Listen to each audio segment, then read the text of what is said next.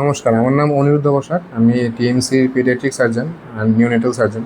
তো এই বাচ্চাটা এসেছিলো আমার কাছে মার যখন পিরিয়ড অফ গেস্টেশন 38 উইকস, তখন আমার চেম্বারে এসেছিলো ওই একটা অ্যান্টিনাটাল ইউএসজি নিয়ে। ওইখানে লেখা ছিল যে বাচ্চা নাকি লেফট সাইডে যে ফুসফুস থাকে থোরাক্সে, বুকের মধ্যে যে ফুসফুস থাকে ওই জায়গায় পুরো পেটে নাইভি সব লেফট সাইডে বাঁ দিকে উঠে গেছিলো। এটা আমরা মেডিকেলি বলি left sided congenital diaphragmatic hernia.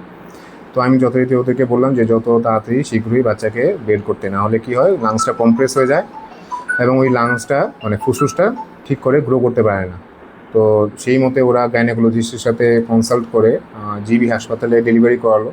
Delivery হয়েছিল 19 মে, তাই তো? আর ডেলিভারি করার পরেই জিবি হাসপাতাল থেকে গাইনোকোলজিস্ট এখানে পিডিয়াট্রিক সার্জারিতে রেফার করে দিল, কারণ ওখানেও ওরা দেখেছে বাচ্চার congenital diaphragmatic hernia, left sided congenital diaphragmatic hernia. তো আমাদের এখানে হাপানিয়া হাসপাতালে যখন এলো বাচ্চা, নেক্সট ডে মানে টোয়েন্টিতে আমি অপারেশন প্ল্যান করলাম। ও বাচ্চা এসেছিলো 19তেই। তো 19তে আসার পরে স্টেবিলাইজ করার পরে বাচ্চা সব ব্লাড টাড নিয়ে সব কিছু ইনভেস্টিগেট করে এক্সরে করে তো আমরা নেক্সট ডেতেই 20 তারিখে আমরা অপারেশন করলাম। এই অপারেশনটা খুবই ঝুঁকিপূর্ণ ছিল, কারণ বাচ্চার বয়স মাত্র ছিল ওর 2 দিন। এই বয়সে না লিভার না কিডনি কোনোটাই কিছু মেচিওর হয় না। তো এই অবস্থায় যে অজ্ঞান করে যে এত বড় একটা অপারেশন, পেটের সব নাইবি যেটা আমরা বলি লিভার, স্প্লিন, ক্ষুদ্রনালী, বৃহত্তম নালী, সব কিছু কিন্তু স্টমাক সব কিছু ওর বাঁ দিকেই ছিল, পেটের মধ্যে কিছু ছিল না। তো এটা একটা জন্মগত একটা ত্রুটি। তো এটাকে আমরা অপারেশন টেবিলে সব বাঁ দিকের বুকের মধ্যে, বাঁ দিকের ফুসফুসে এটা ছিল। তো ফুসফুসটা চেপে ছিল আর কি, না ওখানে ছিল না। ওইগুলো সব পেটের মধ্যে থাকার কথা। আর এই বাচ্চার সব কিছু ছিল বুকের মধ্যে, বাঁ দিকের বুকের মধ্যে, ঠিক আছে, বাঁ দিকের ফুসফুসের মধ্যে ছিল।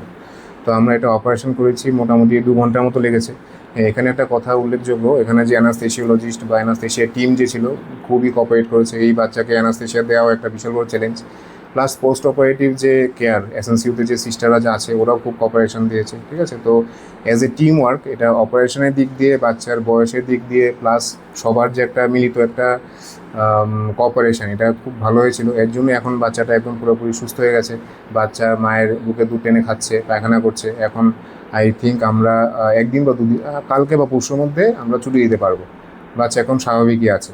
যে বাচ্চাটা মানে কী বলবো, ওটাকে 50-50 চান্স ছিল যে এটা বাঁচবে কি না বাঁচবে না। ইভেন এরকমও হয়, এরকম বাচ্চা যদি বেশি লেটলি রেফার হয়, দেরিতে রেফার করা হয়, বাচ্চা আমার এখানে টিএমসিতে আস্তে আস্তেই বাচ্চা সাইনোসিস হয়ে পুরো খুব খারাপ হয়ে যায়। তো এটা টাইমলি রেফারেল হয়েছে, মানে যে যখন ডেলিভারি করেছে তখনই রেফার হয়েছে এবং ঠিক ইমিডিয়েটলি এরপরের দিনই অপারেশন হয়েছে। প্লাস সবার একটা মিলিত একটা কন্ট্রিবিউশন, সব কিছু মিলিয়েই এই বাচ্চার এখন সুস্থ আছে।